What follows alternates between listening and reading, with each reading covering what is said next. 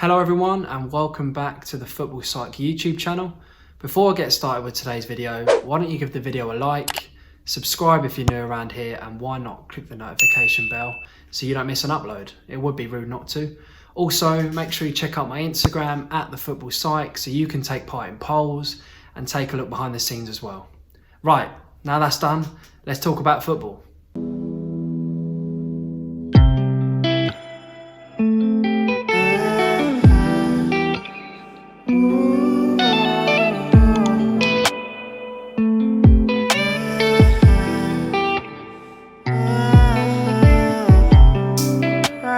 We are all aware of just how competitive football academies are and the tiny fraction of players that go on to earn pro contracts.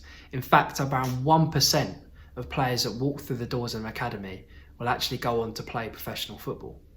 They're not the best odds I've ever heard, but instead of focusing on the lucky ones, I want to take a look at the 99% of players that slip through the cracks.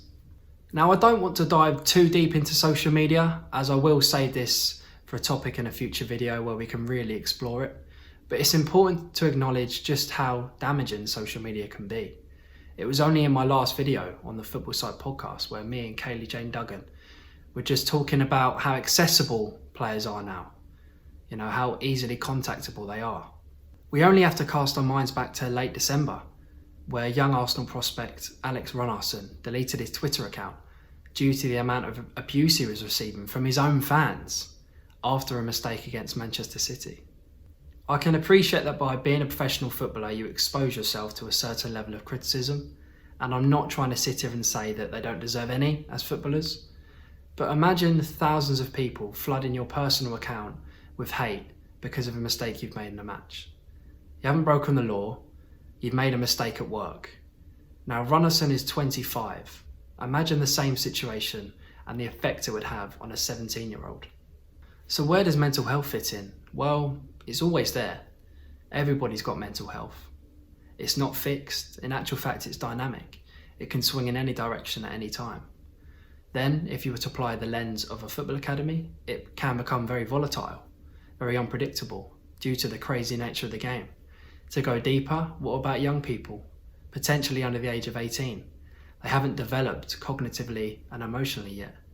Their minds are still being shaped by their adolescent years. So therefore their mental health is arguably more unstable than a fully grown adult's. And a lot of the time they're just not ready for the real world. All they know is football. They've been labelled as a footballer from ages as young as 9. So when they come into this world where they have to earn things themselves, and it's not all just about your ability, but your ability to communicate and your social skills, and it's not just about performing on a pitch. I think a lot of them get lost sometimes, you know. It's a wake-up call, and it's a harsh one at that. The dropouts from football academies often find it extremely difficult to adjust to a life without football, and therefore it's really important that the footballing authorities do more to ensure that players feel they have access to resources where they can go and talk to people about the mental challenges they face. The politics in football has made establishing relationships with young players harder than ever.